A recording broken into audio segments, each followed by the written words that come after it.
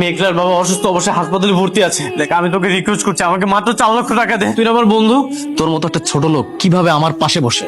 ভাই আমি তোর পায়ে ধরতেছি ভাই, তুই আমাকে মাত্র 4 লক্ষ টাকা দে, আমি সব টাকা পরিশোধ করে দিব ভাই। এত টেনশন করতেছো কেন? তোমার জামাই বাবাজি যেহেতু আছে, একটা না একটা ব্যবস্থা হয়ে যাবো। তুমি এই বিপদ থেকে আমাকে উদ্ধার করো। হে আল্লাহ, একটা উপায় তুমি দাও। একদিকে বস্তির মানুষের বিপদ, অন্যদিকে অপারেশনের এতগুলো টাকা। আমাকে বিপদ থেকে বাঁচাও আল্লাহ।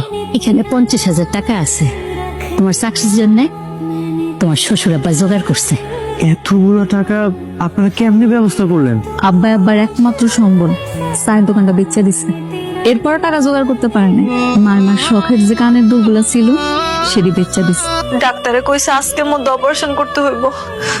টাকার কি ব্যবস্থা করতে পারছো? আমি চাই তুমি আমার মেয়েকে বিয়ে করো।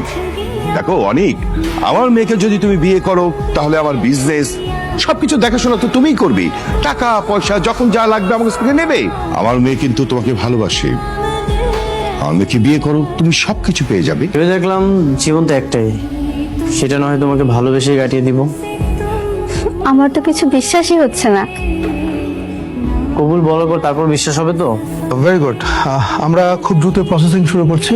আপনাকে কিছু ইমার্জেন্সি টেস্ট করতে দিচ্ছি। স্যার, আমার আব্বা বাঁচবো তো? আশা তো করছি ইনশাল্লাহ। এতগুলো টাকা তোমার অ্যাডভান্স দিছে? হ্যাঁ, আমি অনেক অনুরোধ করেছি আর বলেছি প্রতি মাসে যেন বেতন থেকে কেটে নেয়।